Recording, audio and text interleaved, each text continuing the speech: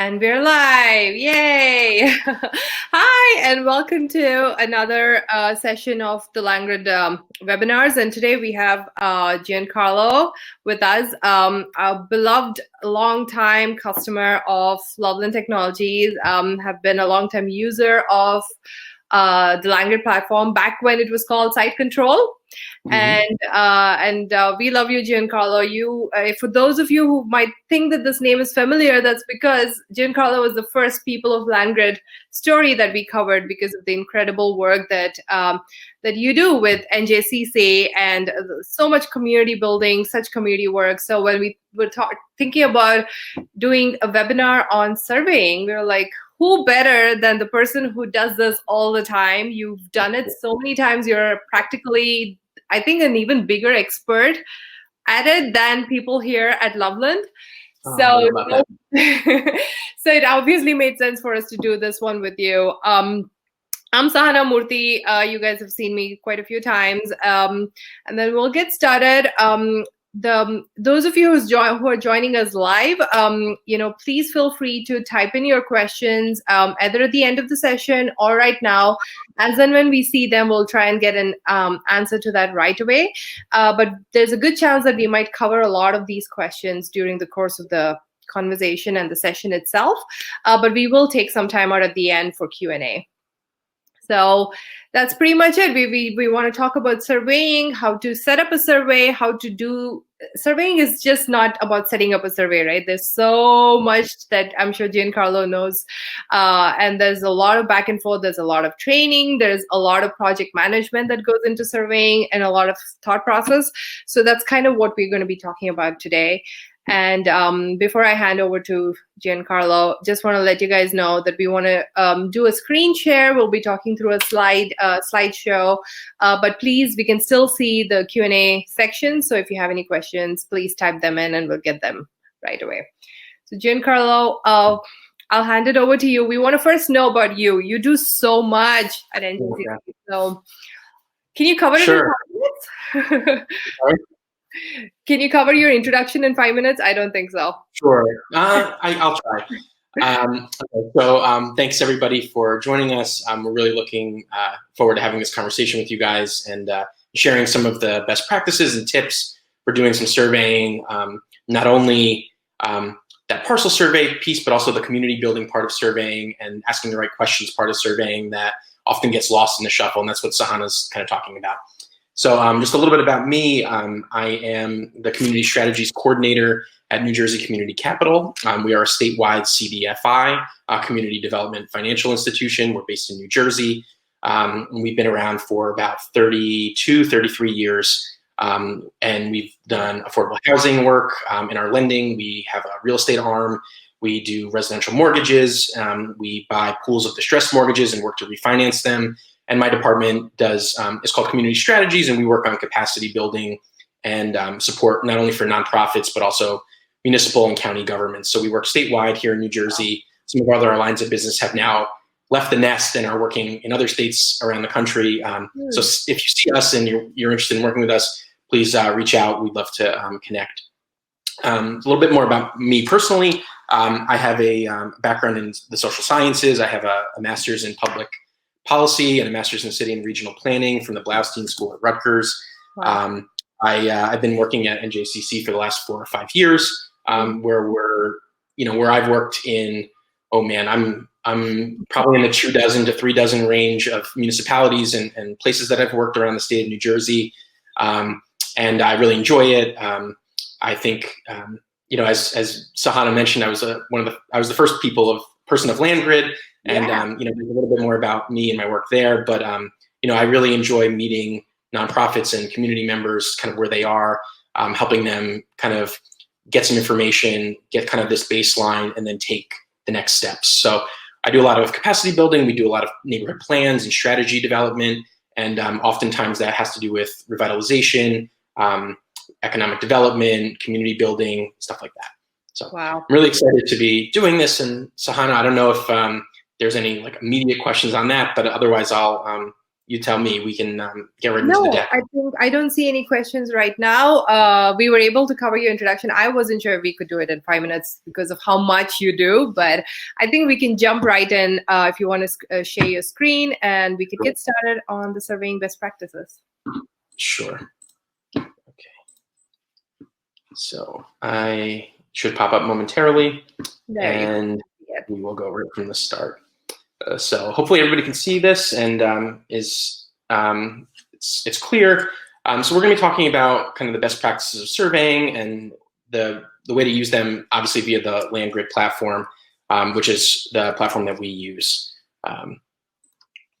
Yeah. So just for some context, the LandGrid platform is our GIS visualization tool meant for all of the parcel data that we've collected. So not only can you see the parcel data, you can query it, you can style it, you can create maps, and you can create surveys. So for that, we've created an entire section called as a survey editor where you can create surveys. You can custom make your own. You can use some of the standard questions that we know have been used over and over again in surveys. And then you can do that in conjunction with the LandGrid app that allows you to actually go out in the field and conduct the survey. And both of them are in sync. So as and when you collect data, it comes and shows up automatically on the LandGrid platform. So no more clipboards. Okay. No. So again, just a very, very brief about NJCC. Our mission is to create thriving communities through strategic investments in knowledge. Again, we do that all over the state of New Jersey. We focus on low and moderate income populations. Most of the urban communities in the state of New Jersey are places that we work or have worked. And particularly, my group especially works in those distressed neighborhoods that have had a history of foreclosures and economic devastation. There's a little bit of map on the right side of your screen. Patterson, Newark, Jersey City, Camden, Atlantic City. Some of these places might be familiar to those on the webinar today. Yeah. So a little bit more about our impact. We've done, yeah, I got mine up. So are you seeing the community strategy slide, everybody? Yeah, we are. Go ahead. Okay, we might have to go in this realm, and I'm sorry that it's not full screen at the moment, but let's let's go ahead. Keep things moving along here. So my department, again, we use data to conduct different assessments of different neighborhoods. We work to provide strategic guidance, not only to nonprofits, but also to municipalities. And we work with them to secure financial resources. So the resources that you need to start implementing some of these strategies and some of the plans that we're talking about. So a lot of them have to do with vacant and abandoned property remediation. Several of them have to do with storefront activation and economic development. We've also done a lot of work on the working on beautifying vacant lots and treatments to those.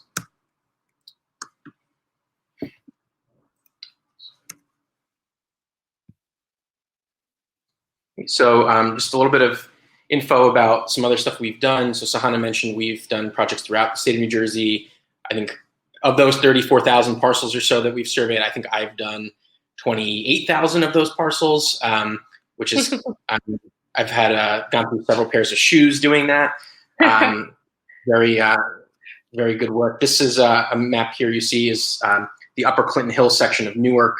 I actually gave a presentation about this neighborhood this morning to a group of stakeholders from Upper Clinton Hill as they're starting to do some of their neighborhood planning process. So it's very exciting to put that into action. Yeah. Question you're going to probably ask is, why are you surveying? So are you looking to survey to learn about fire insurance? Probably not. This is an old Sanborn map from the city of Patterson, New Jersey. But you get the idea where you're looking at whether there's a structure or not. You're looking at what the conditions of those properties are, if a property is vacant, if there's a property at all. Is it a residential building? Is it an institutional building? Is it industrial?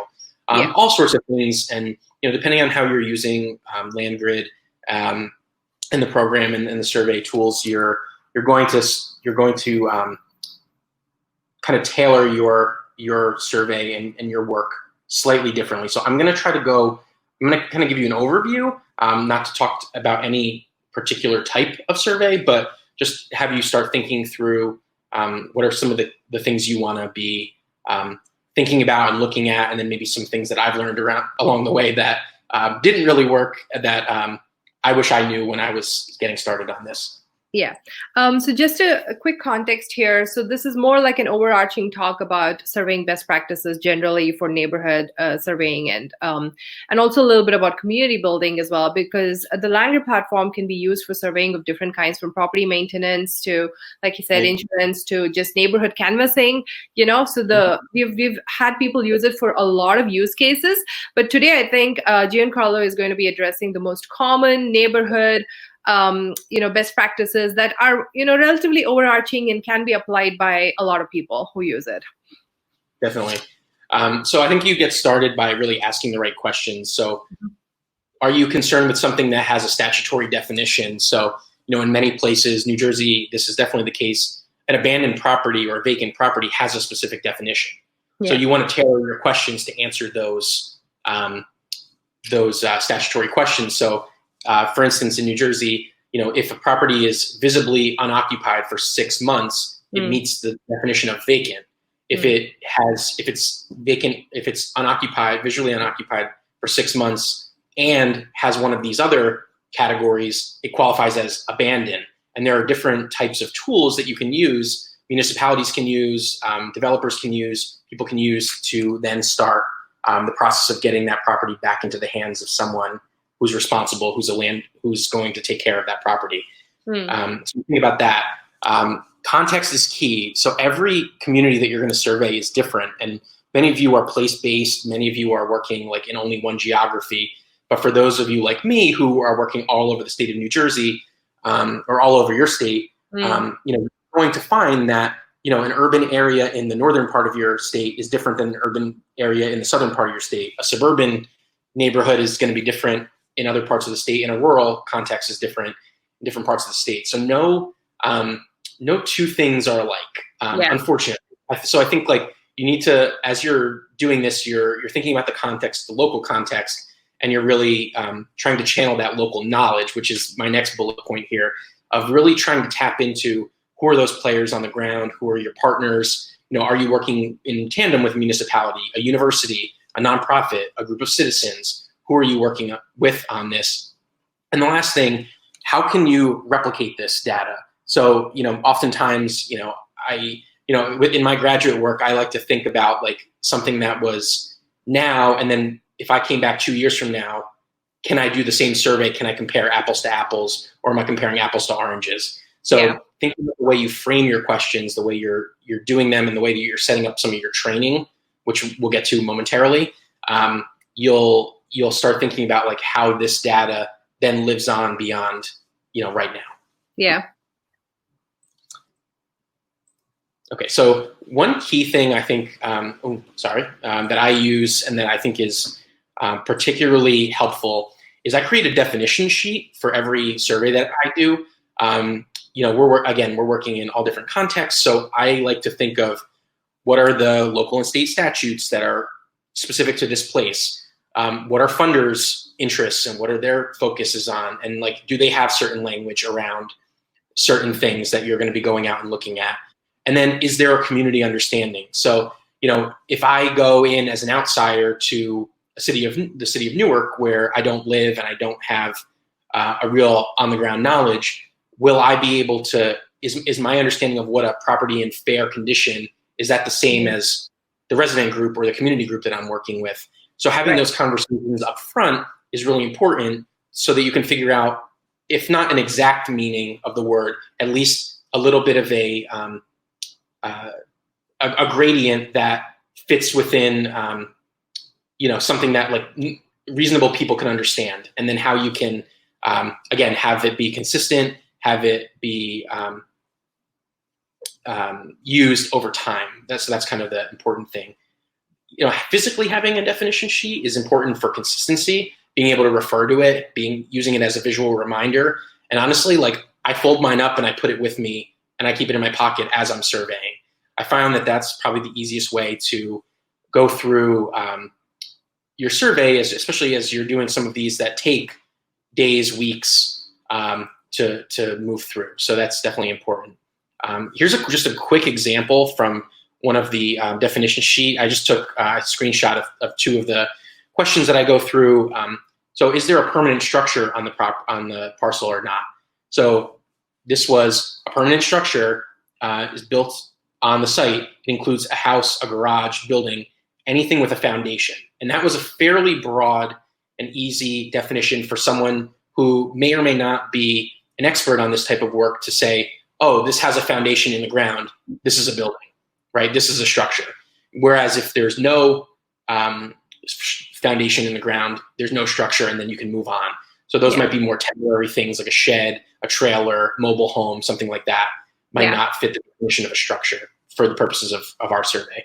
And the same thing for the good, fair, and poor, the condition. This is a contentious thing. And, in the past, I've looked to Loveland as kind of and LandGrid as a little bit of a resource in that there are several surveys that you can look at that they've already have preloaded that you can start thinking about what are the different gradients. Like some people do 3 gradients, good, fair, poor. Some people do 5. Some people do 4. It really depends on your context and what you're looking for. So that's something to think about as you're planning your survey. Okay, and again, context is key. Oh, no, I keep doing that. Apologies. So definition can change from place to place. Like these are two, on the left, there's 2 properties that are in fair condition. And one is in a suburban area and the other one is in an urban community. So you think about like what the gradient is and what the look is, and you also think about the community that you're working in. And on the right side, you're seeing 2 properties, again, in fair condition, but these are in hyper-dense urban communities. So you have, in one sense, on the left side, you have a suburban, more detached homes. The bottom picture is an urban detached home.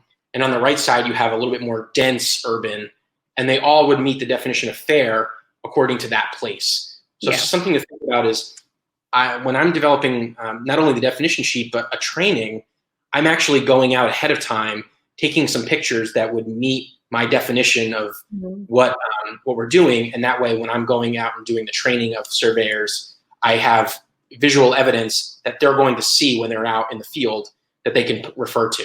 So I always find that that's a helpful tip. So would you recommend that to more surveyors out there and trainers and project managers of surveying? Absolutely. I think that that's probably the single most important lesson to take from today is doing your homework. And that homework is, talking to the folks on the ground, getting that shared understanding, but also preparing yourself so that you and your surveyors are set up to succeed and actually get good information. Because, the old adage is garbage in, garbage out. If you're not setting people up, if you're showing them something that, doesn't have it's not grounded in the local, hyper-local reality, you're not going to have success. You're going to have a lot of questions. You're going to have people confused. So that's kind of the best way to move things along. And that takes a little bit of time on the planning side, but that's like the measure twice, cut once principle, where you're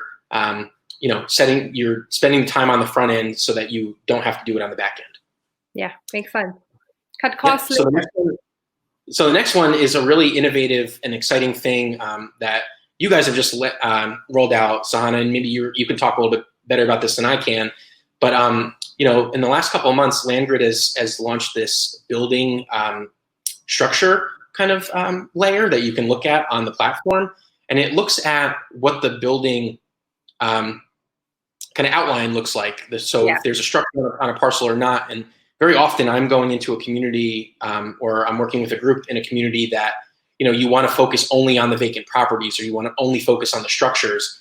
This kind of is my way of finding that information out ahead of time, making my life a little bit easier so that I know I only have to focus on certain areas instead of other areas. So Sahana, I don't know if you want to add anything else on that. Yeah, just 2 quick keynotes on this. One, yes, we recently launched, the first thing that we launched this year is the building footprints data. We partnered with a really good, data collector, much like us, called Gateway Spatial. They also go to counties and primarily collect this buildings data on their own. And we use that data and we derive two attributes from it. One is buildings count per parcel and building square footage per parcel. So basically how much of the parcel is covered by the building and how many structures there are per parcel. And then we also put up their footprints layer as a map layer on the Langrid platform. Now, what this does is, like you can see in the screenshot, it will show you how many structures, like a footprint of a structure on a parcel. So if there is a house and a shed, it will show two footprints per parcel. So basically that's a good way of understanding how the structures are. So it may not actually be the house, it could be a shed, but it actually tells you that there are two structures. But the other key thing that this data has allowed us to do from a surveying standpoint is, until last year when we added the USPS data, we were able to show vacant properties on the Langrid platform, but we were not able to show vacant lots.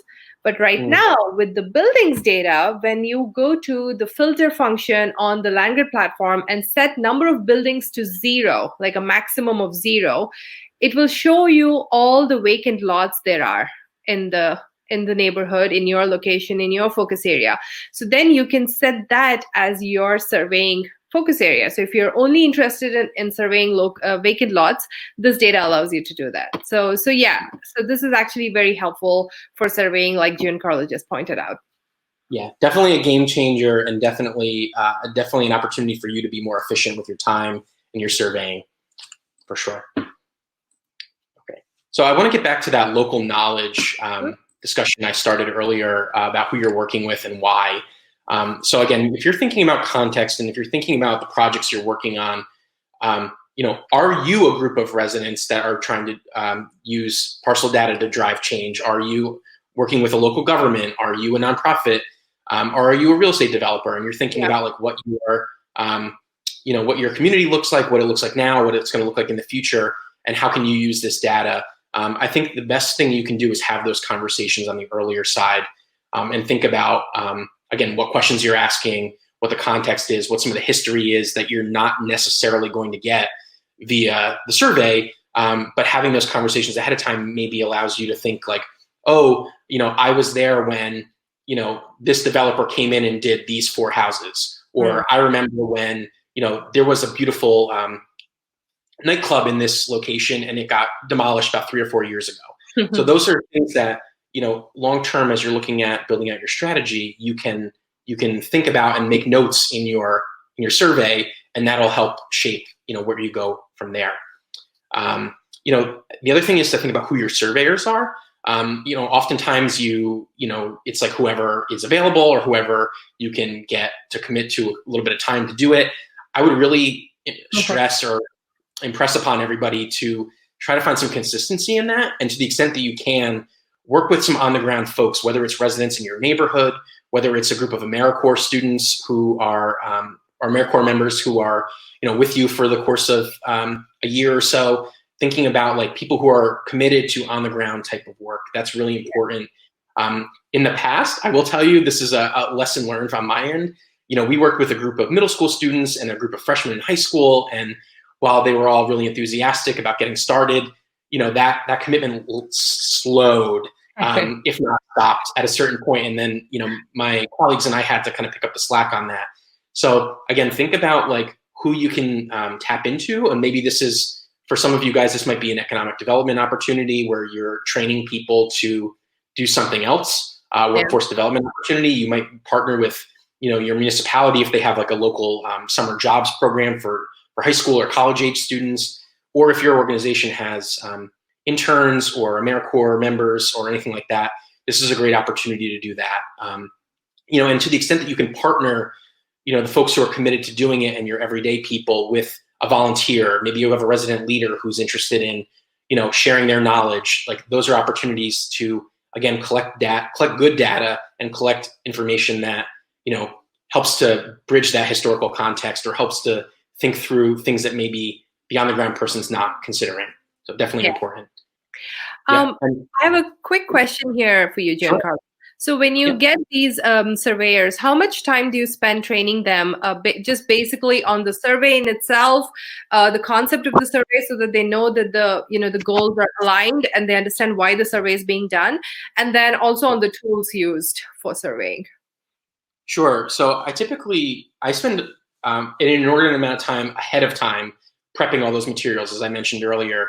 Yeah. Probably somewhere in the neighborhood of, like, depending on the work, probably between 4 and 8 hours, probably a whole day worth of, really getting my stuff together, making sure I have the questions lined up and everything like that. If I do have to go and take some photos, if I can't get that from a partner, that's even an additional time for me to go and take some photos, go through the neighborhood. I typically like to do a walk through the neighborhood or a drive through the neighborhood just to get my own sense of what's going on. Mm-hmm. Even if I am partnering with an organization.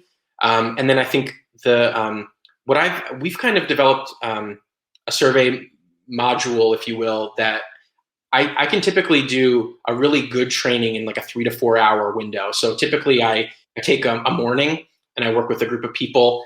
I do a little bit of like what I call the classroom portion of the surveying, which, we go through some of the, like a PowerPoint, training module of like what they're looking at.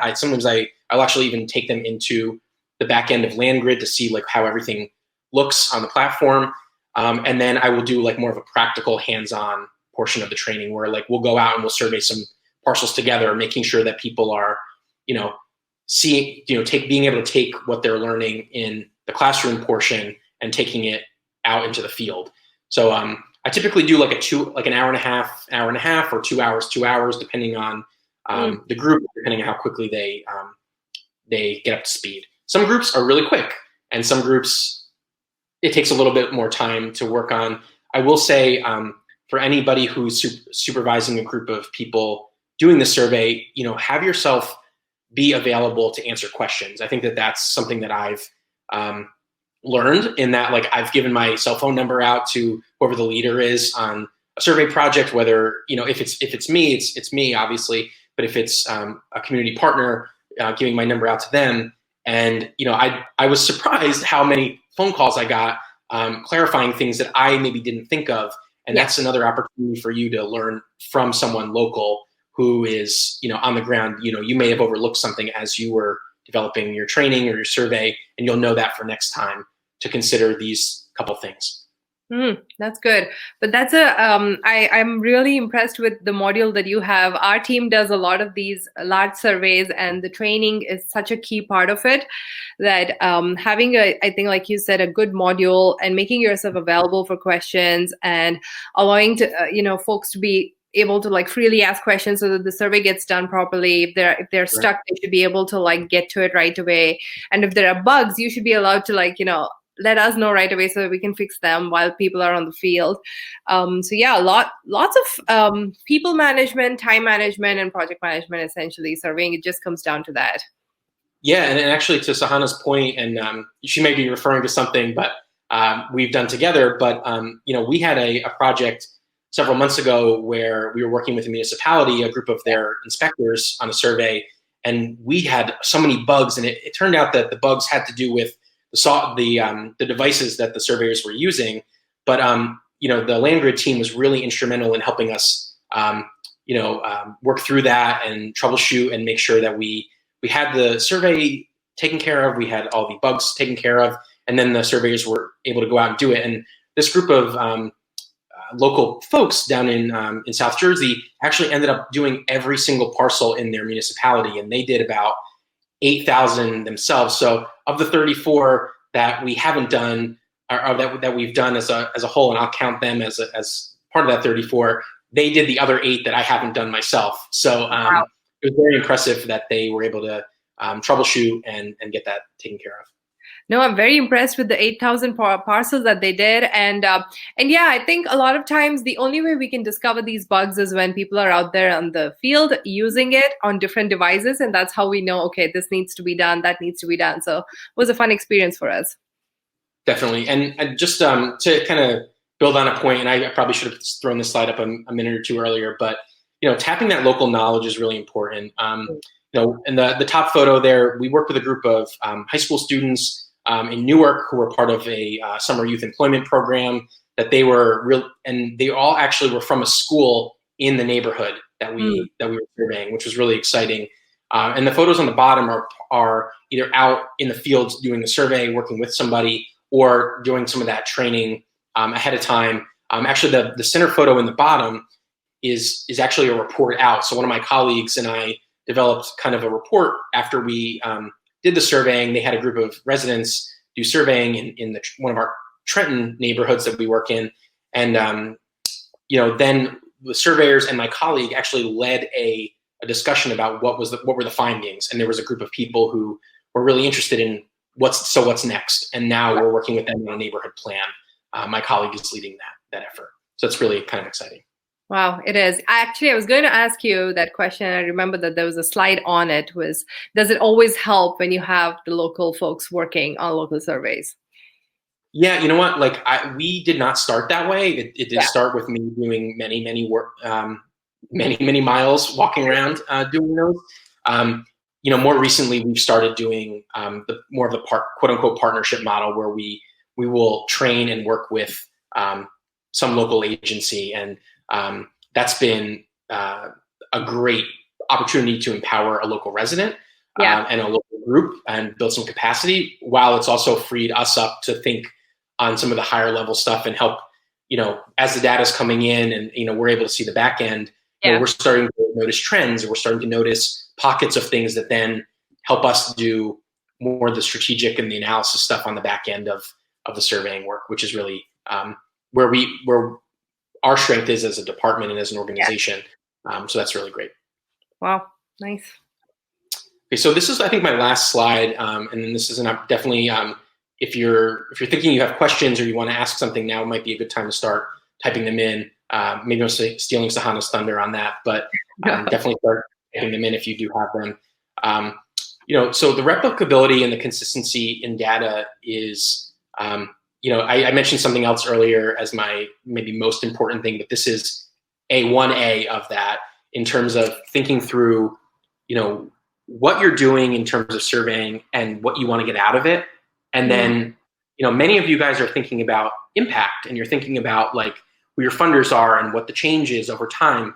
If you have replicable data and consistent data, you're able to make that case easier. So that apples to apples conversation we started about, having clear answers, having information that is consistent across the board, so that one part of your neighborhood is not different than another part of your neighborhood.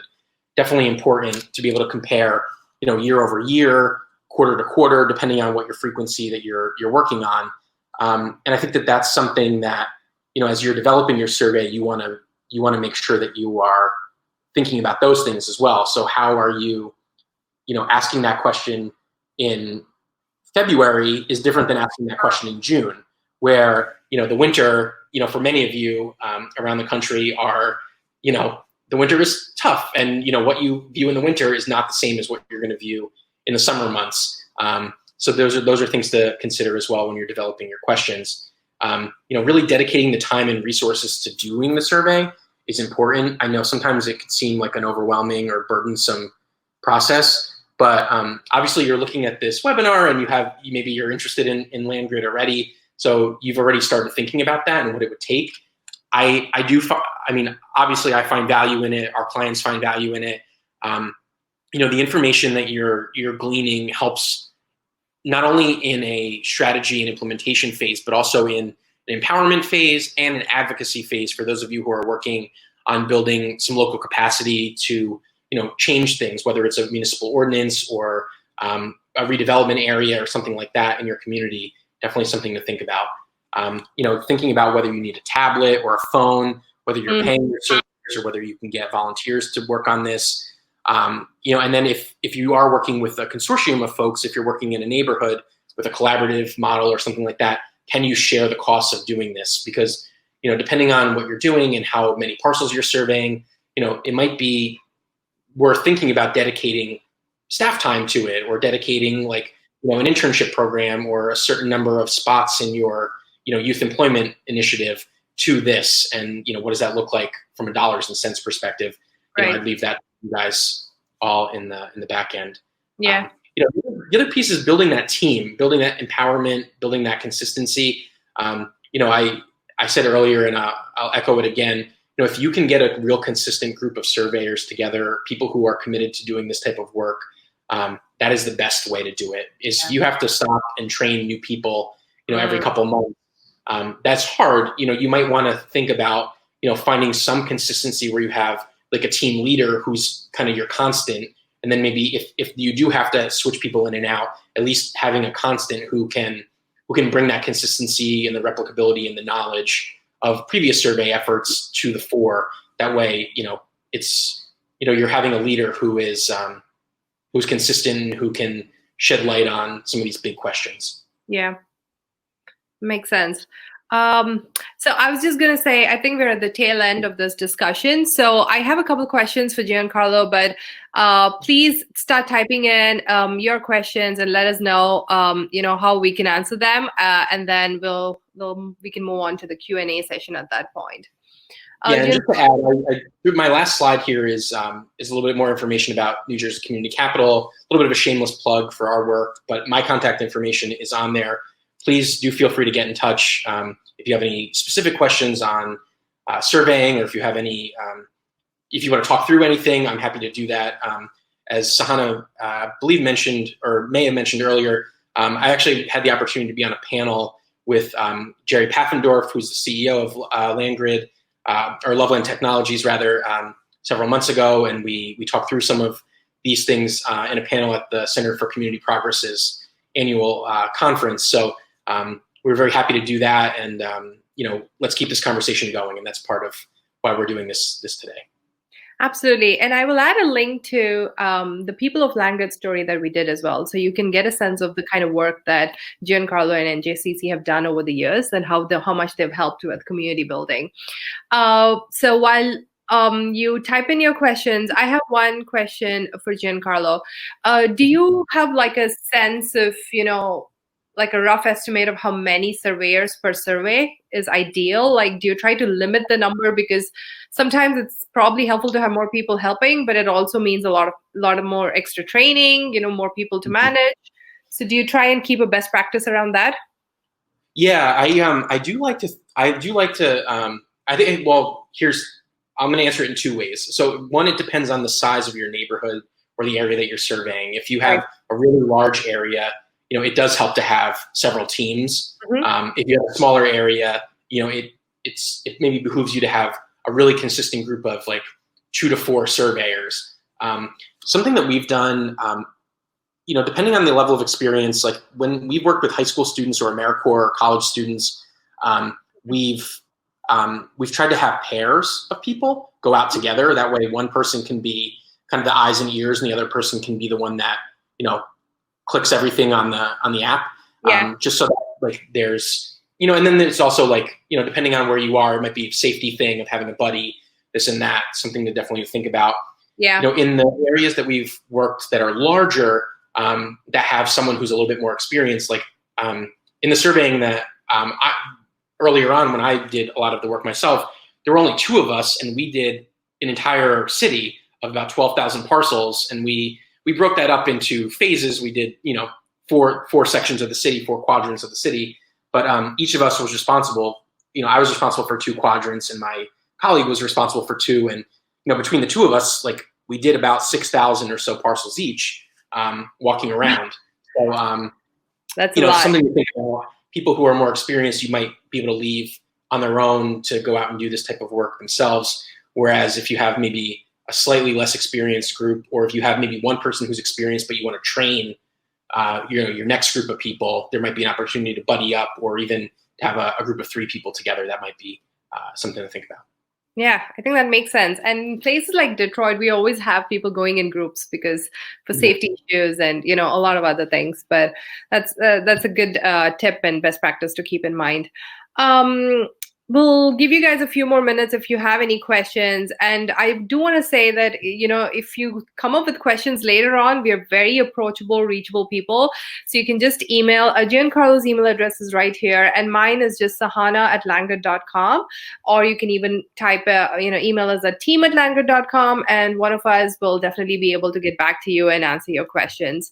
I do want to say that this particular webinar was more focused on best practices on surveying as a practice in itself in terms of what to keep in mind. And I think someone like Giancarlo is an expert in this matter. We really wanted to focus on that because we do find that having a tool and a platform for surveying is great, but there is a lot of people management. There's a lot of processing that goes into conducting a survey, and that is sometimes unless you really do it yourself, you don't realize how much work is involved. So that's why we wanted to focus this webinar on that. But if a lot of you are interested in how to actually develop a survey and how to create the survey in itself, we will do one in the coming months. I'm thinking maybe sometime in March about how to use the Langrid survey editor, create a survey for what you have in mind, and then how to work with the app in tandem and go out there in the field and actually conduct the survey and collect the data yourself. So we will have one of those coming in soon. And the minute we have that scheduled, I will advertise and send you all an email about it. I think that brings us to the end of this session. I really have to say, I think Nick on my team would have really loved the session. I'm sure he's going to watch this after this because he does a lot of the survey training at our at the Langrid team. So he can totally relate to everything that you have listed out here. And I will post this video on our site because I think this is just a really good video for people to, whoever is probably thinking of doing their first ever survey or canvassing in the coming months. And, usually it starts in spring, between spring and fall for most of us in the colder region of the country. This is a great video. Giancarlo, I can't thank you enough for this amazing session. I think everybody learned. I learned a lot. I have not actually done a survey here in Loveland. I've helped with, I have helped with a few, especially not done one. So this was extremely useful. Thank you for being such a champion. Oh, no problem. I just have one closing thought to add to some stuff I mentioned earlier, if I may. There are a lot of great survey resources out there beyond what we're talking about today. So for those of you who maybe have some academia close to you or working with, there are a lot of great graduate classes that are about like quantitative or qualitative analysis, thinking about how you frame questions. I actually had the great benefit of working here in New Jersey with Alan Malik, who is a fellow at the Center for Community Progress, who's done a lot of this type of work before, and he helped us shape some of our questions. And I actually got some great help from the Youngstown Neighborhood Development Corporation out in Youngstown, Ohio, who's been doing this work for a long time, and I believe are as a customer of Langrid as well. And so we've shared resources and we've worked together. So Sahana, they might be someone who can help with the next webinar. They can. For Ian and their team. They do some great work, and we benefited from their generosity. And absolutely. Actually, Ian is on my list for people of Langrid, and we were talking to them just this week. So he would be perfect for another video like this. Thank you. I don't see any questions. For our attendees, this will come as a video on our site and our YouTube channel. I will email it to you as well. And Giancarlo, thank you again. I really, really appreciate you taking the time for this amazing session. We should do more of these. Absolutely. Thanks, Sahana, so much. And thanks, everybody, for participating. We appreciate it.